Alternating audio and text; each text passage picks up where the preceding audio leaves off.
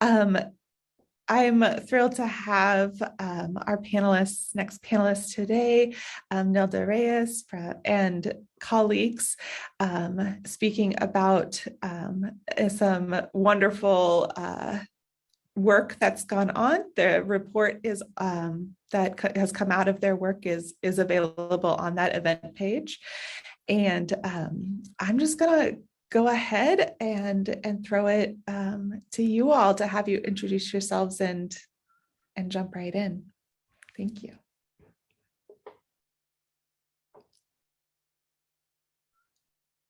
I'll see you on screen. Muchísimas gracias. Gracias, Megan, por la oportunidad de estar aquí y por el desarrollo que esta oportunidad nos brinda a todos. Soy Nelda Reyes de AV Cultural Drivers, representando aquí las voces del trabajo de los proveedores que bueno, les vamos a contar más, pero solo quiero agradecer y pasar la voz a Sergio, presentarme, y creo que el trabajo habla por sí solo y tenemos la oportunidad de tener hoy a dos de los proveedores que trabajaron con nosotros en este proyecto, así que estoy feliz de pues, dárselos a conocer. Gracias por escuchar.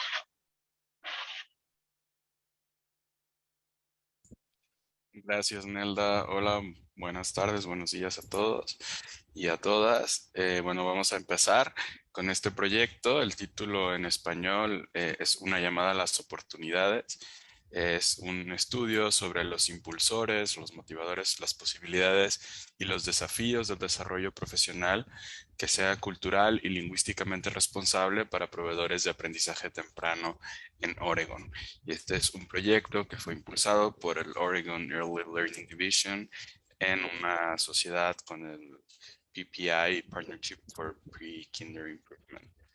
Bueno, es un gusto estar acá. Voy a iniciar con la introducción al proyecto y después vamos a dar la voz a dos de los proveedores que están aquí acompañándonos para contar su experiencia. Entonces, bueno, este es un proyecto que tenía como objetivo comprender cuál es el rol del desarrollo profesional en la experiencia de las proveedores y proveedoras de educación temprana, cultural y lingüísticamente diversos, en programas financiados por el Estado. Y para eso teníamos tres preguntas centrales. La primera es cómo se ha apoyado a estos proveedores en su trabajo. La segunda era cómo han respondido estas oportunidades que se les han ofrecido a sus necesidades lingüísticas y culturales particulares. Y la tercera era qué hace que una experiencia de desarrollo profesional pueda ser cultural y lingüísticamente responsable. Entonces, para hacernos esas preguntas, hicimos una serie de entrevistas. Entonces aquí es un poco la metodología. Este fue un proyecto que duró de abril a agosto de este año, 2021. Fue desarrollado por un equipo de investigación que somos bilingües y multiculturales en español y en inglés. Y el enfoque que tomamos fue ir recreando las trayectorias. Sobre esto vamos a hablar un poco más adelante, pero es decir, cuál es la historia personal de las personas, cómo iniciaron en esto y cómo ha sido su participación como proveedores de educación temprana. Y para eso tenemos estos 4 pasos que están acá en la flecha. Lo primero fue identificar a quiénes eran los participantes potenciales y para eso recibimos la ayuda de 10 agencias y dueños también de casas de cuidado infantil. Después hicimos una serie de entrevistas, fueron entrevistas individuales. Algunas se realizaron en línea y por teléfono, vía Skype o alguna otra de estas plataformas, y fueron desarrolladas en inglés, en español y también en Swahili. Y para eso tuvimos la ayuda de otro intérprete. Después procesamos los datos. Algo importante es que el análisis que hicimos, el análisis temático de estas entrevistas, fue hecho en el idioma original. Con la excepción de la entrevista en Swahili, todo lo demás, si los datos estaban en español, hicimos el análisis en español, y si era en inglés, el análisis fue hecho en inglés. Finalmente hicimos un borrador del reporte y luego algunos de los participantes también nos dieron su retroalimentación. Esto para asegurar que de verdad la información era precisa, que sí estaba bien representada y que la información que estábamos obteniendo, presentando, pues era también culturalmente responsable y sensible a estos resultados. Esta fue más o menos la metodología que se hizo y con esto se generó un reporte que también está disponible en la liga que nos enviaron y al acceso a los documentos, ahí está el reporte para quien le interese, está la versión en inglés.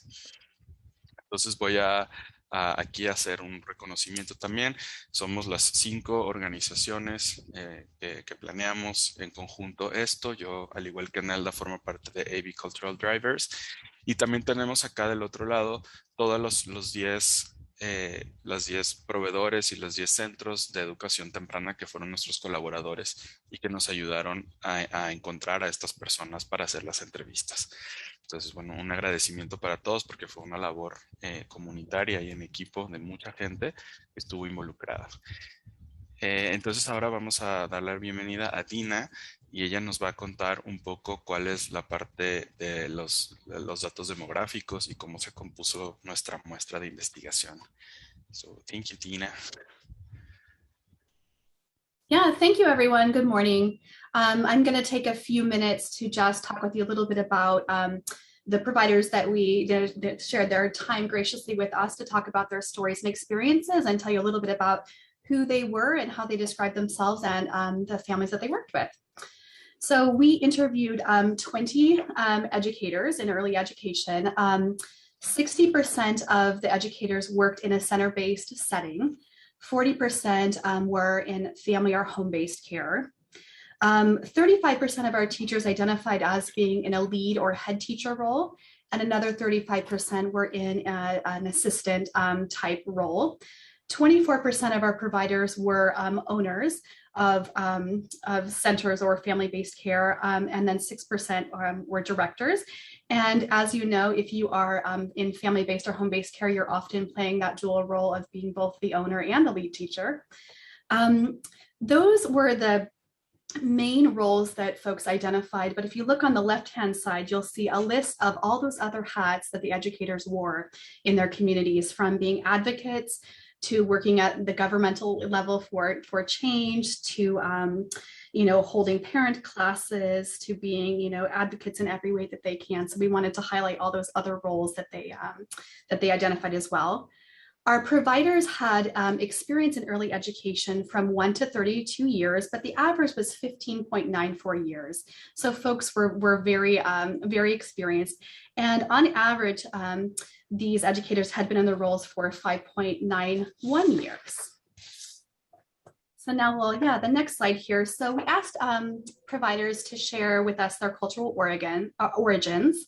25% of our providers identified as being Black or African-American, 16% Latino or Hispanic, 5% Southeast East Asian or Burmese, 5% European, and 5% identified as Indigenous. Overwhelmingly, the 20 educators that we interviewed are multilingual. So 85% spoke more than one language, and 6 of our 20 folks spoke 3 to 5 languages.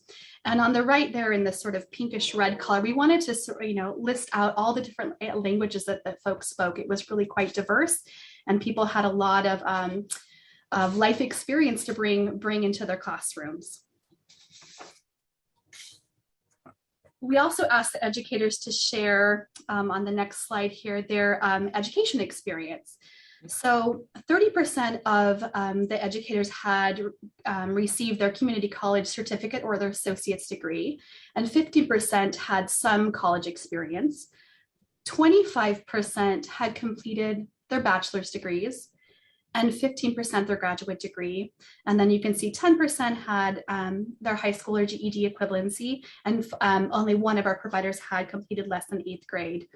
But what stood out overall to us, looking as people shared about their education journey, is the complexity and difficulty of getting their education, their degrees, their experience acknowledged when they were here in Oregon or across the US. Like, that process is very complex, varies from employer to employer, and it can be a really challenging barrier. And we'll get to hear a little bit more about that later.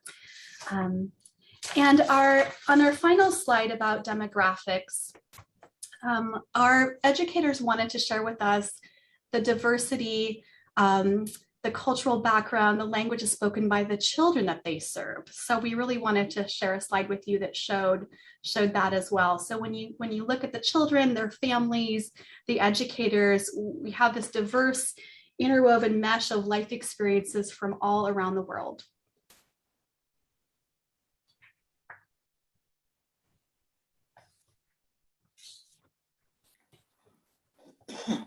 Thank you. Gracias, Dina. Vamos a pasar ahora con la presentación de nuestros proveedores invitados. Entonces, tenemos con nosotros a María Eugenia Perdomo. Ella es Senior Program Manager. Ahorita nos contará un poco más. Y a Denis Arias, y él es Program Assistant. Entonces, adelante, María Eugenia. Por favor, les pedimos que nos compartan de dónde son, cuál es su formación y qué trayectoria tienen en este rubro de la educación y el aprendizaje temprano hasta el día de hoy. Entonces, primero María Eugenia, después Denis. Muchas gracias. Gracias, Sergio. Bueno, buenos días a todos, todavía es mañana. Bueno, mi nombre es María Eugenia Perdomo, mi lugar de origen, yo nací en Caracas, Venezuela. Emigré aquí a los Estados Unidos ya siendo una mujer madura, ya vine cuando ya estaba cerca de los 50 años de edad, o sea que no, en cierta medida fue fácil porque me vine porque mi familia estaba aquí, la gente tiene que darse cuenta que cada quien emigra por distintas razones. Y yo vine ya con 15 años de experiencia en la educación temprana. Yo hice mis estudios en Venezuela, saqué mi título en técnico superior de educación preescolar y después de eso fui maestra de kinder en un colegio católico privado por 5 años y después de eso fui directora de un preescolar en Caracas por 10 años más. Entonces en ese momento además de eso ya tenía algo de experiencia en el salón de clase porque en mi carrera, después que uno hacía el básico de 2 años, inmediatamente uno tenía que estar en los salones aprendiendo, ¿ok? Y practicando, lo cual me parece fabuloso porque así la persona sabe desde un principio si eso es lo que quiere o no.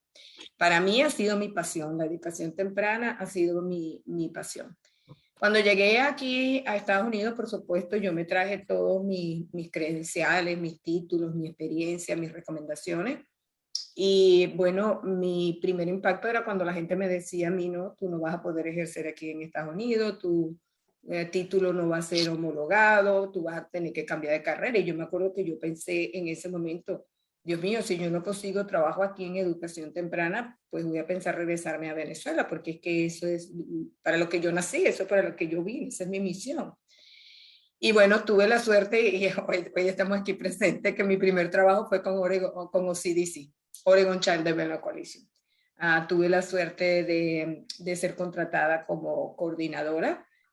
Apliqué como manager para que vean, pero debido a que estaba nueva aquí en Estados Unidos con mi experiencia y eso, me imagino que pensaron que no estaba lista para la posición de manager y por eso me dieron la posición de coordinadora.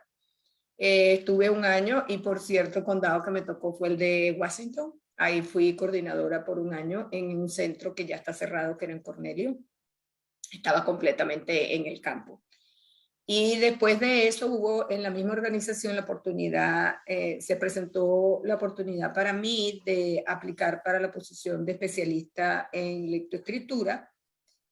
Y es importante saber para las personas que a veces es retador para uno sentirse seguro y verdad mostrar realmente lo que ya uno trae, ¿no? Porque nada más tenía 1 año de haber venido de Venezuela, ¿no? Y OCDC tiene la oficina central en Wilsonville. Y cuando yo estaba como coordinadora al llegar, pues yo sentía que los especialistas de la oficina principal eran así como extraterrestres, porque como que tenían una preparación, pero bueno, Dios mío, inmensa. Muy, muy buenos especialistas eran, por cierto. Pero era como el miedo de yo estar a ese nivel. Entonces surgió este puesto para especialista de lectoescritura y tenía que concursar para la posición. Y realmente quienes me impulsaron a mí fueron la directora del condado de Washington y quien era mi supervisor en ese momento. Y apliqué y conseguí la posición y pasé a ser la especialista y pasé a Wilsonville.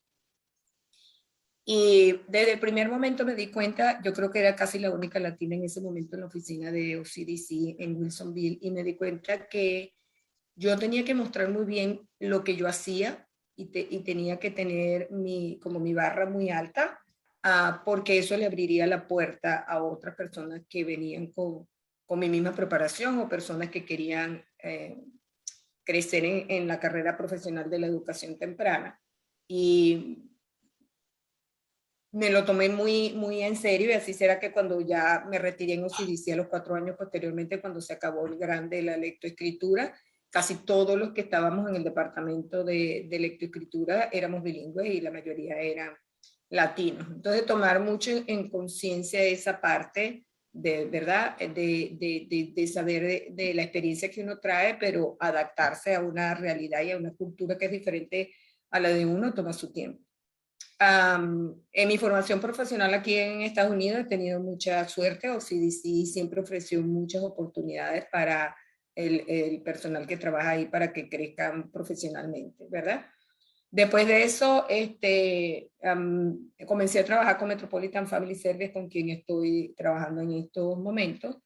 Y comenzamos un programa que se llama Ready, Set, Go, que es un programa para involucrar a los padres en la educación de sus hijos, pero directamente en las aulas. ¿Okay? Nosotros ofrecemos lo que se llama Parent and Child Interaction Groups, o grupos de interacción padre-niño, y los padres tienen que quedarse en el salón. O sea, esa es una de las grandes diferencias con la mayoría de los preescolares. Y también tenemos la parte de las clases de padres con un currículo especial que en este caso utilizamos Haga la Paternidad un Placer. Entonces, además de eso, de empezar a tomar diferentes cursos y entrenamientos profesionales para irme superando en mi carrera. Una de las cosas que me llama la atención de lo que ya pasaron las láminas es que de las cantidades de personas que participaron en las entrevistas en este panel, fíjense que solamente el 6% tienen las posiciones de directores o de gerentes, ¿no? Lo cual llama la atención porque al final los que están en los puestos de gerencia o directores son al final los que toman las decisiones. Entonces, por eso es que es importante promover, apoyar toda esa iniciativa que están teniendo con los padres como mentores, ¿ok? Porque eso es lo que los va a ayudar a ellos en un futuro a tener esas posiciones para que puedan saber cuál es el punto de vista de las distintas culturas, no solamente la cultura latina, sino cualquier otra cultura que esté presente en los centros donde uno esté trabajando y donde esas personas quieran superarse profesionalmente y poderles abrir las puertas y las oportunidades para que las experiencias que ellos traigan sean, se les dé honor, que al mismo tiempo también que sus títulos puedan ser homologados y no se pierda esa gran experiencia que otras personas traen de otros países que enriquecen al nosotros trabajar junto con la cultura, las diferentes culturas en donde nos encontremos, y en este caso especialmente encontrándonos aquí en Estados Unidos. Así que le paso la palabra a Denis para que entonces él pueda también presentarse al panel. Gracias. Hola a todos. Gracias, profe. Es un honor y un placer para mí estar aquí y poder tener voz para hablar acerca de nuestras experiencias. Mi nombre es Denis Arias. Nací en Las Tunas, Cuba. Vine con mi familia y mis 2 niñas hace aproximadamente 8 años. Mi formación profesional, estudié allá en Cuba en la universidad, la carrera de licenciatura en pedagogía con una especialidad en informática. Luego, al terminar la universidad, pasé algunos cursos de posgrado de diferentes materias, sobre todo relacionadas con el marketing digital y la informática, como diseño gráfico, programación web, diseño web, animación de videos, etcétera. Fueron varios cursos. vinimos aquí a Estados Unidos a través de un programa de visados especial que tomaba mucho en cuenta la capacidad académica la preparación académica de la persona, y entonces pudimos, gracias a Dios, venir para acá. Pero cuando llegamos aquí al estado de Oregón, fue como un choque, sobre todo para nuestras niñas, porque el estado era como extremadamente muy anglo, un estado que en la parte latina de donde nosotros provenimos se veía como muy poco en las instituciones, en los lugares, en los espacios. Y por ejemplo, yo, a pesar de tener todas esas titulaciones, me era como complejo al principio poder usarlas para encontrar un trabajo. A la larga me convino porque pude comenzar mi propio negocio de marketing digital, y desde como el primer año de estar aquí ya pude encaminarme en mi propio negocio, y hasta ahora lo tengo y me he podido desarrollar en ese aspecto. Pero, por ejemplo, desgraciadamente mi esposa, que también tiene una licenciatura en pedagogía con especialidad en inglés y estudios posgrado, incluso ella era investigadora allá en Cuba y especialista de museos también, no pudo tener la oportunidad de homologar porque era muy complejo. Aquí se vive como muy rápido, y se decepcionó tanto que he tratado de convencerla de que trate de hacer algo, que trate de retornar, y no quiere. Pero bueno, qué bueno que se están tratando estos temas aquí, porque he visto muchas personas que han venido con gran capacidad, con grandes estudios, con unas ganas enormes de trabajar para la comunidad, para ayudar a las personas, y que debido a esas barreras que hay acerca de las titulaciones, a veces les es sumamente complejo y tienen que hacer otros trabajos que son buenos, son honorables, pero podrían explotar en otro lugar con mayor virtud su potencialidad desde el punto de vista académico. Entonces, cuando llegamos aquí a Estados Unidos, tuvimos la suerte, mi niña pequeña, el cambio para ella fue extremadamente difícil porque fue un cambio cultural muy grande, comenzando por el idioma, el ambiente, las personas, el clima.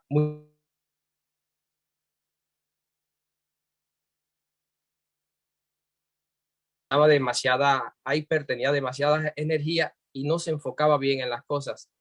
Cuando llevamos aquí como 6 meses, tuvimos la oportunidad de conocer del programa Ready, Set, Go, que pertenece a Metropolitan Family Service, donde trabaja la profe María Eugenia y donde hoy en día yo trabajo también. Y le quedaban 6 meses para que ella pudiera comenzar el preescolar. El programa de nosotros, Ready, Set, Go, son 2 años, pero ella nada más pudo estar los últimos 6 meses porque había entrado demasiado tarde. Y fue una gran bendición porque en solamente 6 meses vimos un cambio tan grande en nuestra niña que nosotros nos quedamos agradecidos de por vida. Este programa, cuando nosotros entramos, nos llamó la atención algo, y era que por primera vez, estando aquí en Estados Unidos, nosotros nos sentíamos como en el país de donde veníamos, porque el ambiente donde se realizaba toda la enseñanza, las aulas, las personas, eran muy multiculturales, eran muy inclusivas, y uno se podía sentir aquello que había perdido y que tanto añoraba, y era sentir aquello de la tierra de donde uno proviene. Cuando terminaron esos 6 meses, yo me quedé tan impresionado, me quedé tan impactado con el programa que seguí manteniendo relaciones con ellos y hacía algunos trabajos voluntarios, principalmente videos, cosas relacionadas con la informática con las que yo trabajo. Y supe de la oportunidad de poder trabajar como asistente del programa, y no lo pensé 2 veces. Todavía mantengo mi negocio, pero ¿qué hice? Dejé de tener un poco de capacidad de mi negocio para dedicarla también al trabajo con la comunidad tan maravillosa que está haciendo Ready, Set, Go. Porque bueno, allá en Cuba tenemos una frase que me inculcaron mis abuelos, que dice: el que no vive para servir, no sirve para vivir. Entonces, esa oportunidad de poder servir a la comunidad, esa oportunidad de poder estar en un ambiente multicultural, esa oportunidad de poderse sentir útil a la sociedad, es algo que el dinero no puede comprar. Y entonces yo siempre digo, en mi negocio gano dinero, pero con Ready, Set, Go soy feliz. Y tengo este equilibrio tan maravilloso en mi vida, y gracias a la oportunidad que me dieron para ser parte de este programa. Entonces, bueno, esa es mi trayectoria. Se me ha olvidado algo. El programa donde yo radico se encuentra en el edificio de Wichita, que es un centro comunitario. Cuando nosotros llegamos de Cuba, el primer lugar donde nos dieron como ayuda de emergencia cuando llegamos fue precisamente en ese edificio. Y ese día que yo fui, yo dije, ojalá y algún día yo pudiera trabajar así en un lugar donde yo pudiera ayudar a otras personas. Y casualmente hoy trabajo en ese mismo edificio y hasta mi niña mayor ha sido voluntaria en el programa. Entonces, bueno, esta es mi experiencia y mi trayectoria hasta hoy.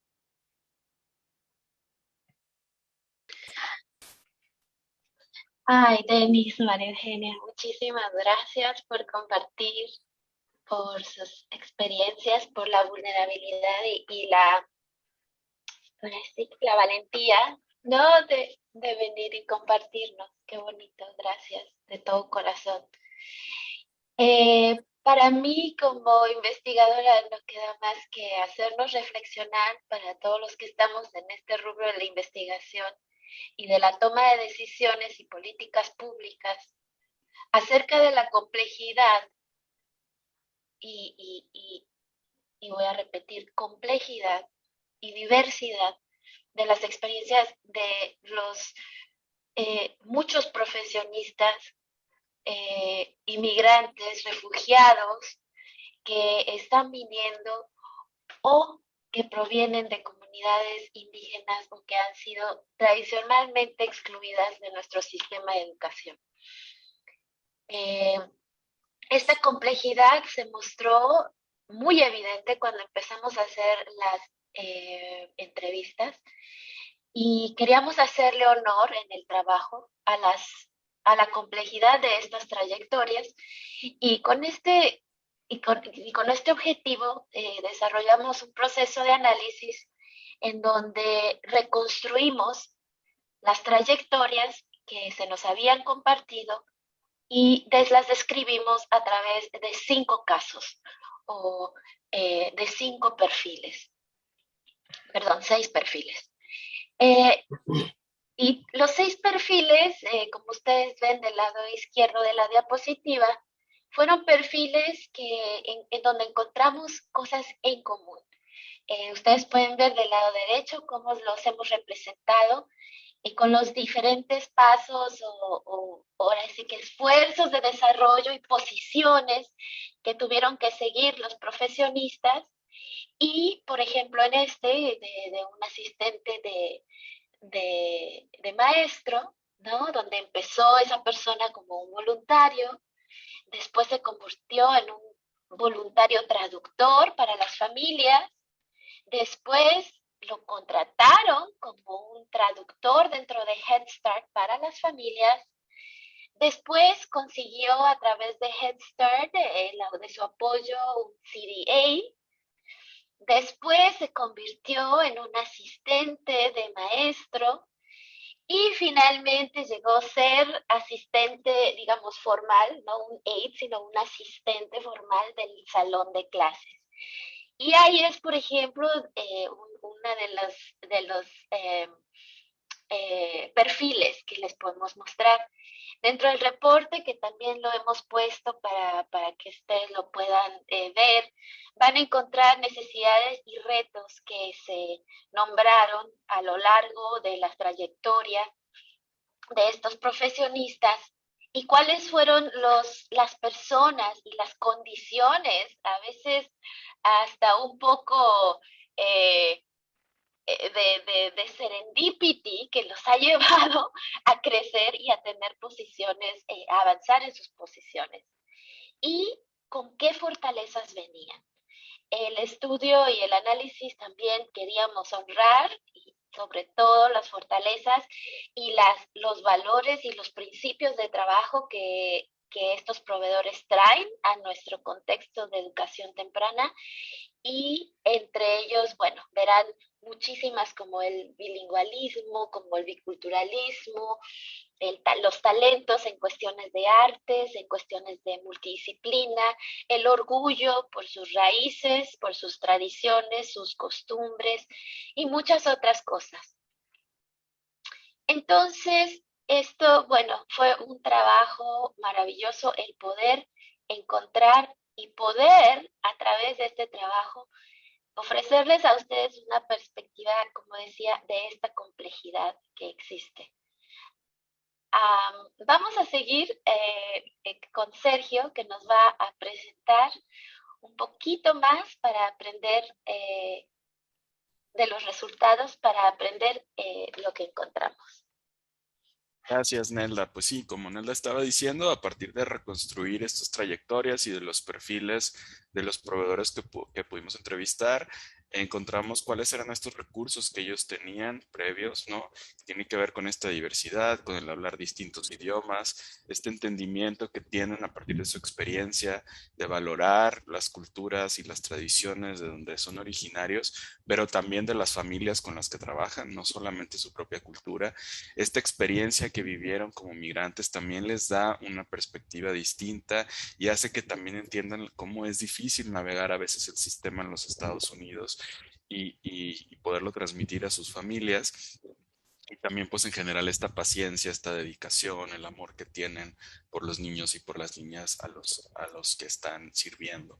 Y también encontramos algunos desafíos que son más de los sistemas, que son estructurales, ¿no? Y es decir, esta parte de sus recursos culturales y lingüísticos, los idiomas que hablan, generalmente los aprecian las personas con las que trabajan. Sin embargo, sí hubo algunos casos de proveedores que vivieron microagresiones o discriminación en sus lugares de trabajo por sus habilidades lingüísticas que a lo mejor no son las ideales, por su origen cultural, por su forma de la apariencia y todos estos prejuicios que a veces están ligados con la diversidad.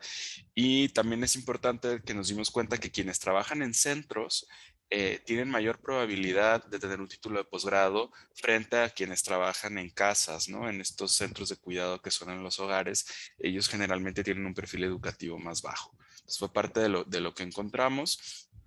Y algunas necesidades específicas también que encontramos fue que los proveedores en general solicitaron entrenamiento en habilidades básicas.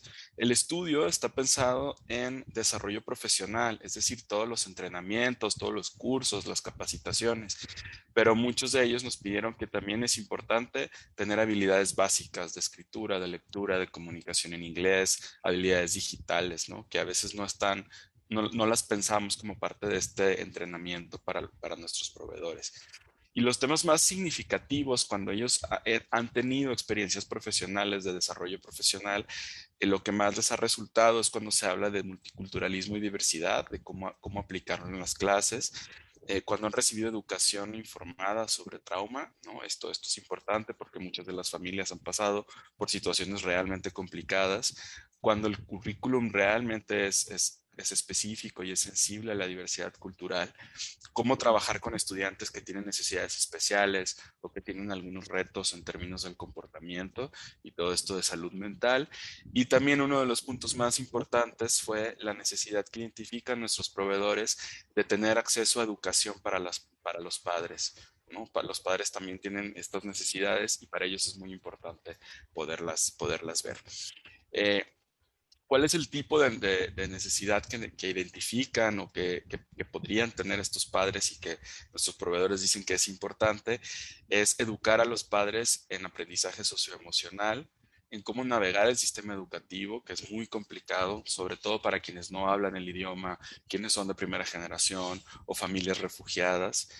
Poder invitar a los padres a que sean voluntarios y que trabajen o se conviertan, como ya nos decían los colegas de la presentación anterior, en mentores, ¿no? Involucrarlos un poco más al cuidado de los hijos, cómo vivir en los Estados Unidos y sobre todo cómo tener acceso a recursos básicos, ¿no? Que tiene que ver con alimentación, con salud, con vivienda.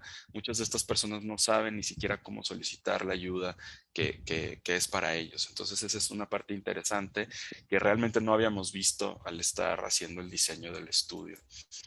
Entonces, bueno, ahora le vuelvo con Nelda para que nos platique cuáles son estas prioridades, digamos, las más importantes que fuimos encontrando para después regresar con María Eugenia y con Denis.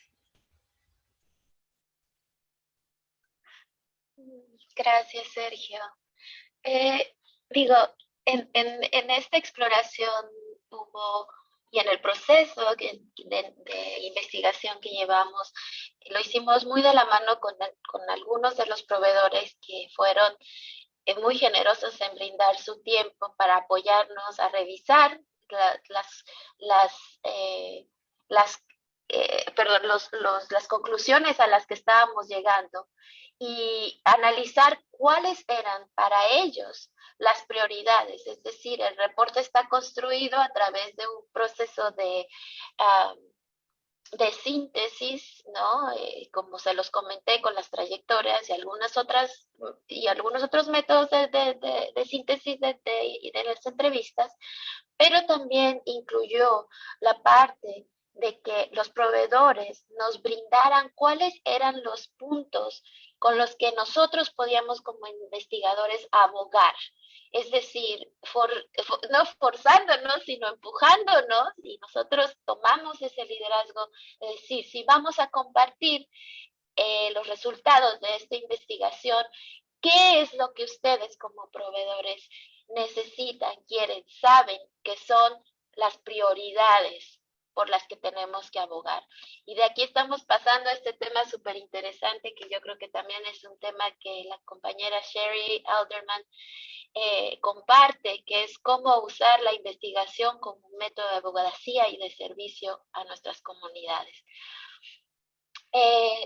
Las 7 prioridades que nos dijeron nuestros proveedores que querían de las que habláramos, que eran las prioridades a corto plazo, inmediatas, son pedir por un sistema de homologación al Estado, de estudios de países extranjeros que sea consistente y accesible. Número 2, creo que es evidente, es evidente por lo que ya nos han compartido María Eugenia y muchos otros también que se han agregado en el chat a esta opinión. Inversión y entrenamiento de proveedores cultural y lingüísticamente diversos. Estamos hablando de inversión porque se reconoce que la cantidad de entrenamientos que hay ofrecidos por el Estado son en español, son mínimos a comparación de la cantidad que se ofrecen en inglés, y que la calidad que se da de los entrenamientos en español es más baja que los de en inglés. Y están pidiendo también que se hagan en otros idiomas, no nada más en español e inglés, sino que se puedan proveer entrenamientos en algunos de los otros idiomas prevalentes en nuestras comunidades. Invertir en oportunidades de desarrollo profesional que sean culturalmente relevantes, basadas en la experiencia y en otros idiomas. Bueno, creo que aquí Denis también nos habló de la importancia de sentirse en familia, de el proceso de aculturalización y que es tan importante. Continuar ofreciendo becas y oportunidades a bajo costo y que se comuniquen estas oportunidades equitativamente. Encontramos una disparidad muy grande cuando hablamos con ellos entre quienes sabían de las oportunidades de desarrollo, especialmente la gente que está ofreciendo nuestros servicios de cuidados de niños, de educación temprana en casas, o que tienen su negocio particular, están no se les están ofreciendo las oportunidades, y eso es algo que se debe de cambiar. Un modelo de desarrollo profesional que incorpore oportunidades para la educación de los padres. Creo que no podemos enfatizar más después de la presentación de los colegas del primer grupo, de nosotros, la importancia que hay ya y que hay evidencia consistente, científica, de investigación, de la importancia de educar a los padres. Y esto no los dijeron también, porque principalmente necesitan que los padres se conviertan en esos padres que desean ser, pero también se conviertan en colaboradores en el coproceso de educación. Hay un factor cultural importante que es el entender el proceso de educación como un proceso co-facilitado, co-coordinado entre las instituciones de educación, los proveedores de cuidado y de educación temprana y los padres. Y ahí hay un proceso importante en el cual educar. y capacitar a todos los proveedores que estén dando entrenamientos a través del Estado en prácticas educativas culturalmente responsables. No estamos pidiendo que todos hablen todos los idiomas, obviamente, nada de esto, pero que haya una sensibilidad y un entrenamiento consistente de todos aquellos que están dando entrenamientos. Con estas 7 prioridades a corto plazo, quiero ahora sí que pasarle el micrófono a María Eugenia y a Denis, que han pensado en ahora sí que representar las voces de los otros proveedores y hablarlos dentro de su experiencia. ¿Por qué? ¿Por qué estas prioridades? Y en su experiencia, ¿cuáles son las que son más importantes? Gracias.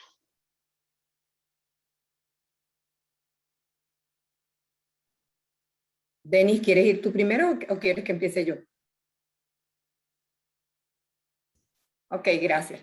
Bueno, veo que todas son muy relevantes, pero si yo tengo que seleccionar alguna, yo escogería 2. Una es invertir en oportunidades de desarrollo profesional culturalmente relevante y sobre todo para las personas que comienzan sus negocios en casa, porque cuando yo empecé aquí en Estados Unidos a avanzar profesionalmente, yo decía, yo quiero abrirle las puertas a otras personas para que lleguen a las posiciones donde yo estoy.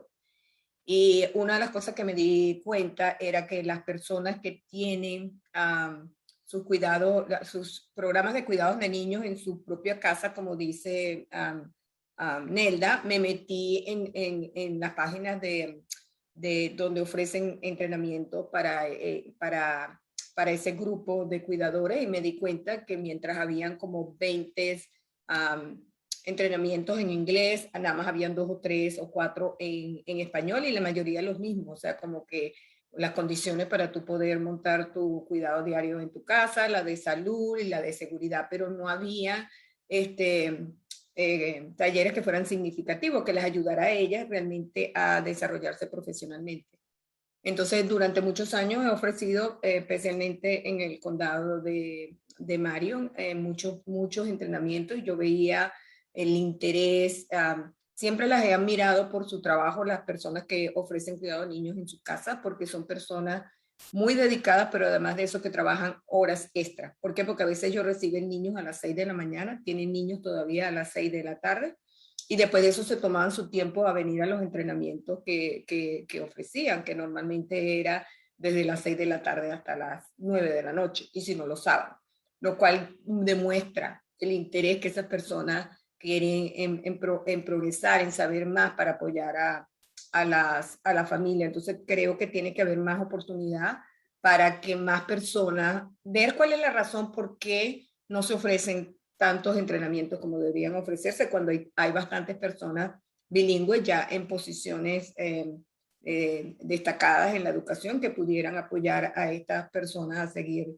adelantando en su desarrollo profesional. Y la otra, por seguro, la oportunidad para la educación de los padres. ¿Ok? Los padres siempre tenemos que saber que los padres son los primeros educadores de los niños, que los padres van a estar con los niños toda la vida. Van a cambiar de maestro, van a cambiar de escuela, pueden cambiar de ciudad, pueden cambiar de país, pero que la constante va a ser los padres. Y yo tuve una experiencia muy interesante porque cuando empecé con Redis con Metropolitan Family Service, parte de mi trabajo como coordinadora, yo era coordinadora y maestra porque hacemos las 2 funciones, era que nosotros teníamos que dar clases a los padres con el currículo de Haga la Paternidad un Placer. Y bueno, yo empecé a notar cómo los papás se interesaban. Este es un currículo que se enfoca principalmente para padres que tienen vida estresante y sabemos que la mayoría de la gente migrante tiene momentos de estrés. Y yo me empecé a dar cuenta del impacto que tenía y de cómo las familias cambiaban y cómo evolucionaban y cómo empezaban a guiar a sus niños de manera diferente. Pero lo que realmente fue así como el wake up fue cuando el Oregon Department of Education decidió que todos los niños que entraban al kinder tenían que tener una especie de assessment o screening para saber en qué nivel se encontraban y sobre todo en la parte socioemocional, en la parte de letra, el reconocimiento de letra y reconocimiento de números. Siempre he sido muy curiosa, siempre he sido que estoy buscando qué más puedo hacer, qué más puedo hacer, qué puedo hacer por la familia. Y le pedí a mi supervisora que si los resultados de los niñitos que habían entrado en el kinder, yo podría saber cómo habían salido para yo saber cómo yo podía cambiar mi programa, qué eran las otras cosas que yo tenía que hacer para tener esos niños y la familia, sobre todo, mejor preparados. Entonces, gracias a Dios, el Departamento de Educación compartió los resultados con nosotros. Y por eso es importante saber cuál es la historia detrás de las estadísticas. ¿Por qué? Porque quien recibe el informe es mi supervisora, ella lo comparte conmigo, pero yo le digo a ella, yo tengo que hablarte contigo para que veas lo que yo encontré. Entonces, lo que yo conseguí fue que en la parte socioemocional, los niños estaban por encima de la media del estado. O sea, que quiere decir que el programa estaba apoyando emocionalmente bien a esos niños y supuestamente a los padres, porque ellos son los que realmente apoyan a sus hijos. Pero lo que noté también fue que los niños que mejor se adaptaron al kinder y que tuvieron mejores resultados, sobre todo en la parte socioemocional, eran los papás que habían asistido a las clases de padre. ¿Ok? Y entonces en ese momento se decidió que la clase de padre ya tenía que ser parte, en ese momento yo los ofrecía en la noche y solamente participaban los papás que podían inscribirse en la clase de la noche. Entonces, después de ese momento se decidió que en vez de 2 horas de grupos de interacción padres-niños, se debería insertar esta última parte. Entonces, en vez de 2 horas de actividades, fueron 3 horas. Y la última hora, yo como coordinadora, y ahora las coordinadoras, porque ahora el programa se ha expandido y ya somos 8 programas, las coordinadoras se retiran del salón de clase, se van a otro salón y entonces imparten la clase de padre, y esto le da la ventaja que cualquier papá, abuela, tía que venga con el niño, porque acuérdense que un adulto se tiene que quedar con el niño en el salón de clase, tiene el beneficio de estar en la clase de padre. Y yo he visto tanto el progreso, el adelanto en cómo han cambiado esos padres, cómo apoyan a sus hijos emocionalmente, cómo continúan ellos. Muchas veces me invitaban, María Eugenia, vete a la escuela que están dando una clase de computación y para que vayas a registrar al niño, a que vengan a tu programa. Y cuando llegaba ya, el 80% de los papás que estaban ahí eran del programa de Redisecó. ¿Por qué? Porque ellos aprendieron sobre su rol, ellos se dieron cuenta que es importante. He tenido ha habido muchos casos, pero 2 que estuvieron muy cercanos a mí, que se me acercaron. Uno de ellos en plena clase de padre venía con la esposa y me dijo, no vengo más, mi esposo te manda a decir que no vengo más a la clase de padre. Yo le digo, ay, qué interesante, ¿qué pasó? Porque él estaba muy interesado. Me dijo que aprendió aquí que él no le podía pedir a sus hijos que terminaran la preparatoria o el high school si él no sacaba su GED, que él tenía que ser modelo para sus hijos. Y entonces papá terminó su GED y se graduó. Cuando su hija mayor se graduó de high school o el bachillerato o la prepa, él se graduó 6 meses después. Y así como ese tenemos muchas historias al respecto, que me imagino que OCDC tiene esas historias también, porque cuando yo trabajé en OCDC, la parte de involucrar a los padres y apoyarlos en su desarrollo era clave. Entonces pienso que sí, que es bien importante apoyar el desarrollo profesional, pero es importante también estar pendiente de la formación de los padres como padres, dándoles técnicas para ello, porque todos quieren ser buenos padres, y lo que ha cambiado mucho desde las investigaciones del cerebro, la educación ha cambiado completamente. Entonces estos padres tienen que tener información sobre todas estas cosas nuevas de cómo guiar a los niños y cómo usar la disciplina como aprendizaje. Así que bueno, esas son las 2 que yo escogería, que diría que son relevantes y en las cuales se tiene que seguir poniendo esfuerzos y poniendo fondos para que se continúe. Muchas gracias por esta oportunidad de poder presentar mi punto de vista.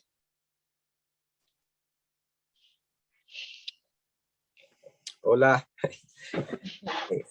Bueno, hay varios puntos ahí muy interesantes, muy importantes. En primer lugar, quería hablar sobre la educación a los padres, porque yo fui un padre que recibió uno de esos cursos. En esos 6 meses que tuve con mi niña menor, recibí el currículo de hacer de la paternidad un placer y me sirvió tanto. Yo decía, bueno, ¿qué cosas yo voy a poder aprender en ese curso si yo soy una persona que tiene muchos estudios universitarios, muchos estudios posgrado?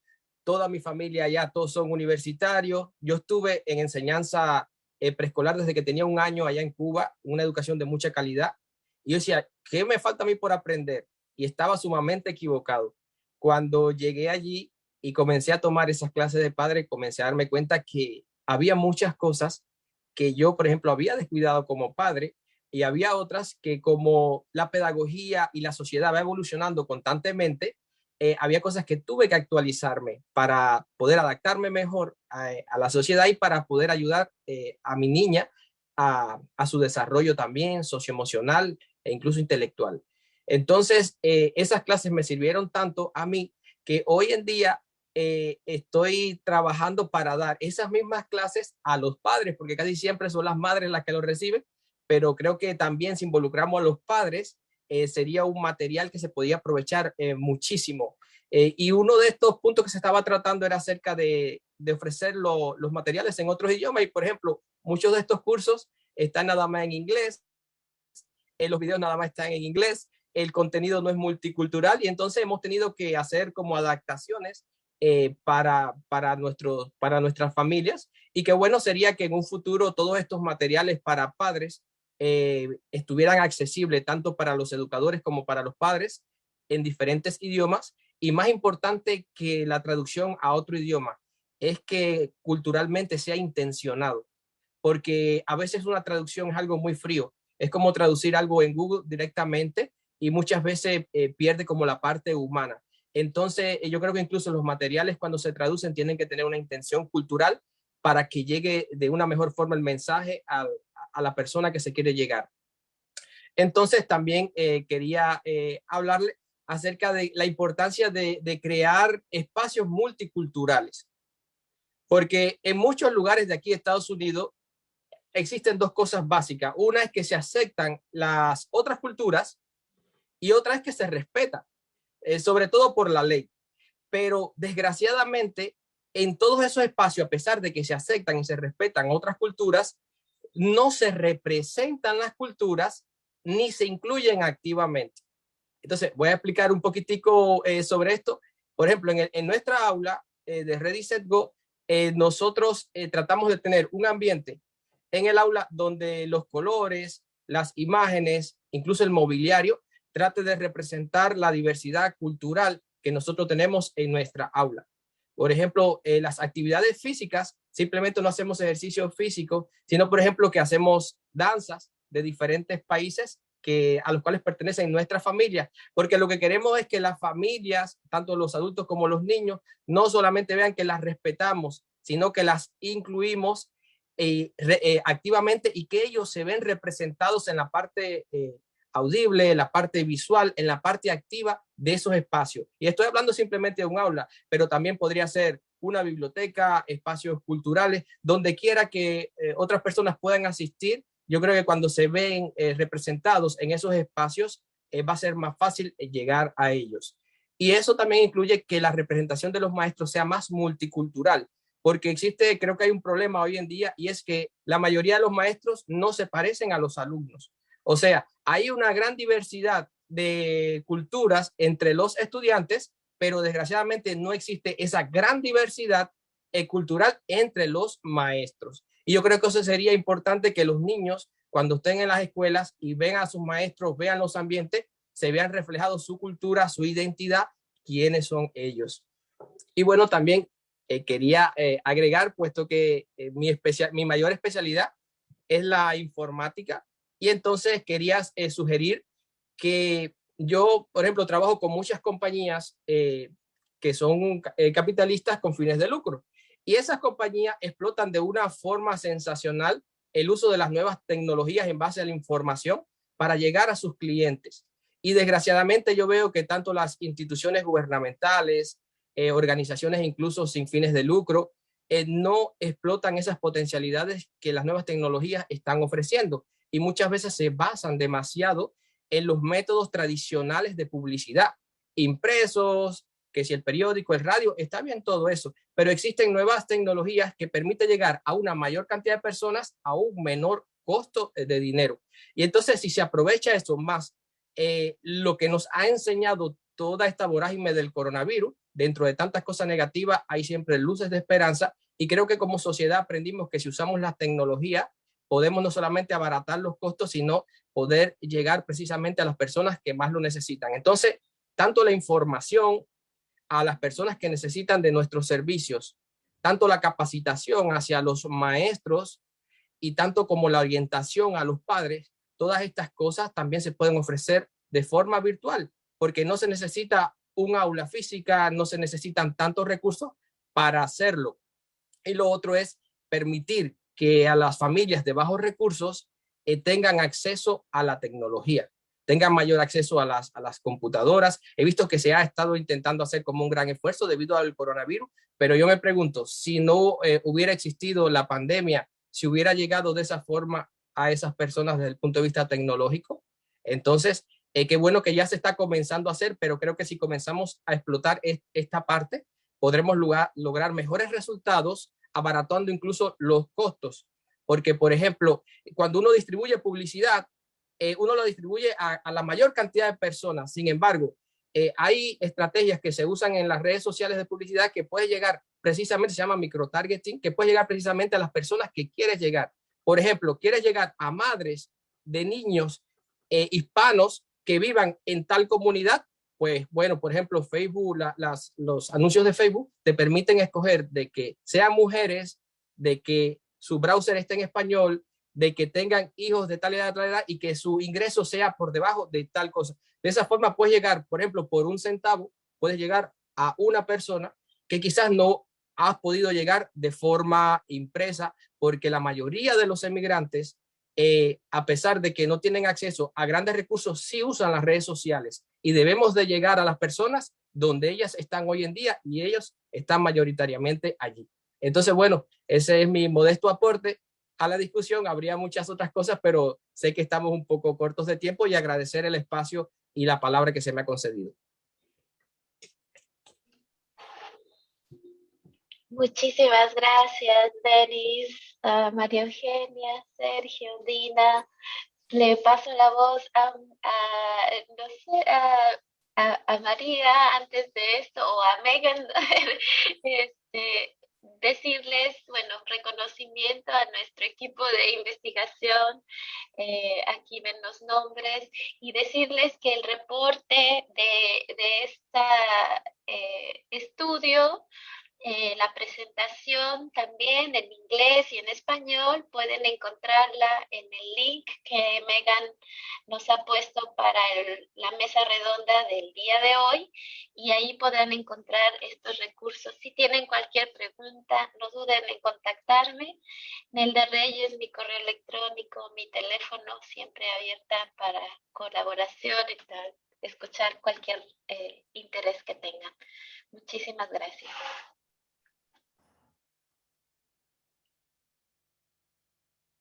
Wonderful. Wow. Thank you. We have I think we can push it a little. We do have to end at 11:45. There's this part of me that's like, let's just keep going. But our translators have other jobs and we all have other things as well. But I do want to switch over, and Maria, there's been some great chat going on the side. So please, speakers, you probably weren't looking at that while you were sharing, but please check it out. Some great notes of appreciation. Please.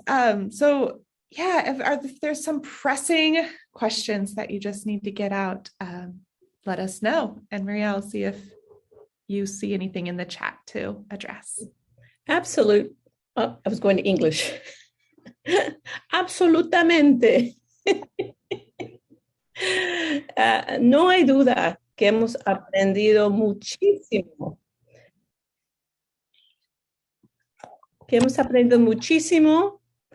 Del rol de desarrollo profesional en la experiencia de las y los proveedores de educación temprana, cultural y lingüísticamente diversos en programas financiados por el Estado. Bravo. Vamos a darle un aplauso, un corazoncito, un happy face a todos que nos han compartido esta información. Excelente a todos que han contribuido a esta discusión rica, necesaria, importante aquí en el estado de Oregon. Es un trabajo maravilloso. A ver, ¿quién le gustaría hacer una pregunta? Tenemos unos minutos que nos quedan. Gracias de nuevo a todos y a la audiencia que está poniendo atención a los detalles de este reporte, este estudio tan importante. Quería compartir una historia breve. Yo salí de la secundaria a los años 17. Regresé a estudiar después de conseguir un trabajo con Head Start. Tenía mi GED. Fui fui chofer del autobús, asistí en las clases, llegué a ser manejadora de la oficina, abogacía para familias. Bueno, para no serles tan largo la historia, seguí con mis estudios a los años 40 y hace 3 años completé mi doctorado. Así es que quiero que sepan que es posible cuando nos dan las oportunidades y nos incluyen en este trabajo tan significante. Esto es una historia no solamente mía, pero de muchos. Vamos a abrir las ventanas y las puertas para cambiar, adaptar, incluir, tener más intelectual los pensamientos y el trabajo. Tenemos el poder. Aquí estamos todos. Tenemos la experiencia, la educación y el poder. Vamos a colaborar y seguir adelante, ¿sí? Muy bien. Entonces, a ver, ¿quién tiene una pregunta, una gran pregunta? Y si quieren, pueden abrir sus micrófonos. Alguien que no ha hecho una pregunta a este punto.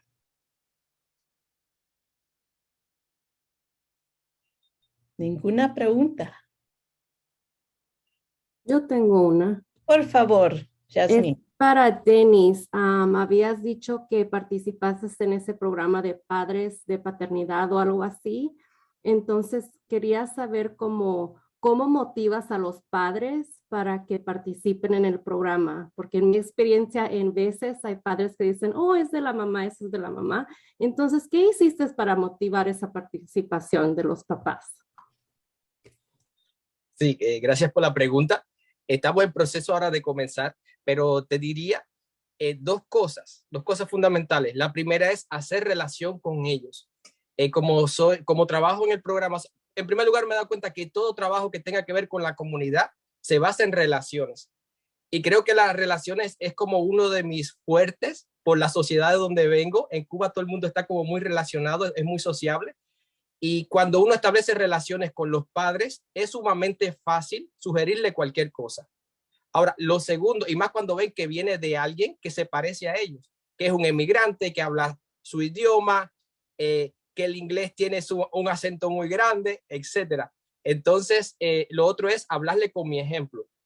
Yo simplemente le digo las cosas que yo vi que logró mi hija durante las clases de padres, debido a las cosas que yo aprendí y apliqué en ella, y mi experiencia personal como padre, cómo me enriqueció, porque no solamente se trata de enseñarle a los padres a ser mejores educadores en casa, sino se trata de incluso que los padres se den cuidado a sí mismos, porque si ellos no se cuidan a sí mismos, no van a poder cuidar a sus hijos. Y como eso, ya cuando ellos van comprendiendo cuál es la filosofía de ese tipo de enseñanza, entonces ya no lo ven como una educación cerrada, obligatoria, que yo no tengo nada que aprender, que mis padres me lo enseñaron todo, sino que entonces comienzan a abrirse a nuevas ideas, comienzan a abrirse a nuevos motivos, y de esa forma yo creo que tienen como una mayor aceptación a la hora de poder entrar en los programas de enseñanza para padres. El hecho de ser varón creo que también me ayuda muchísimo, porque ellos enseguida hacen como amistad o comienzan a hablar o se relacionan muchísimo, pero sobre todo mostrando el ejemplo y hablándole de qué cosas pueden lograr que quizás ahora no tienen, porque hay muchas personas que necesitan cosas, pero no saben lo que necesitan. Entonces, cuando uno le habla de eso, se le abre como los ojos y dicen, yo quiero eso que tú tienes o que tú tuviste. Excelente, Denis, gracias. Tu energía, tu entusiasmo es contagioso. Ojalá no se nos olvide la energía y la pasión que sentimos ahorita para seguir adelante. Gracias. Otra pregunta. Alguien que no ha hecho, por favor. María, hay una pregunta en el chat de Oscar Juárez que nos está preguntando que por qué no hemos trabajado con los community colleges como un recurso para ofrecer entrenamientos en diferentes idiomas. Muchos de nosotros, tenemos capacidad en diferentes idiomas y enseñamos en los community colleges. Y creo que, sabemos, y yo supe a manos de María Eugenia el esfuerzo que está haciendo Clackamas Community College. No sé si María Eugenia quieres hablar. Esa es una historia genial, pero que habla de justamente, Oscar, de la importancia de estas conversaciones, porque sistémicamente hay muchísimas barreras y creo que es importante escuchar. María Eugenia, ¿quieres contar un poquito de esa historia de cómo llegó a ser ese programa? Sí, cómo no. Por cierto, quien está liderizando eso es la que fue mi supervisora cuando yo estuve en Oregon Child Development Coalition. Ella se preocupó siempre, ella es anglo, pero ella siempre se preocupó por el desarrollo de la comunidad latina. Entonces, el Clackamas Community College está empezando a ofrecer la carrera de educación temprana en español, ¿ok? Y virtualmente. Así que yo creo que esa es una gran oportunidad para las personas que están aquí, padres mentores, si sienten que su carrera es en la educación temprana, pues sería una gran oportunidad de conocer sobre este gran proyecto. Y yo creo que lo otro que yo quería añadir es la importancia que ya se sabe que tiene la educación temprana. Cuando yo empecé con la educación temprana decían, los 5 primeros años de vida son importantes. Es tan importante que ahora la han venido reduciendo y ahora van diciendo los 3 años de vida son los más importantes. Entonces hay que poner más esfuerzo, pero muchísimo más esfuerzo para que los padres y para que haya lugares de calidad donde esos niños reciban el apoyo emocional que necesitan para poder crecer como personas que se van a integrar a una comunidad y viniendo con grandes fortalezas para lograrlo. Entonces hay que seguir haciendo esfuerzo porque llama mucho la atención. Yo viniendo de otro país, en Estados Unidos todavía esos servicios no son gratuitos universalmente para todo el mundo. A mí, esa fue una de las primeras cosas que me llamó la atención cuando llegué a Estados Unidos, sabiendo que venimos de otros países en donde esos servicios ya son gratuitos desde edad temprana. Muy bien, punto. Gracias, María. Bueno, llegamos a las 11:46. Le voy a pasar el micrófono a mi colega Megan Pratt, por favor. Gracias a todos. Thank you all so much. It's hard to connect over Zoom, but I am definitely having very amazing energy. I feel energized from this conversation, and I hope you all do too. And as we are clearly over time, this is not the end of the conversations and then the actions that need to happen, and the integration into evaluation and research is a critical piece. So for now, thank you.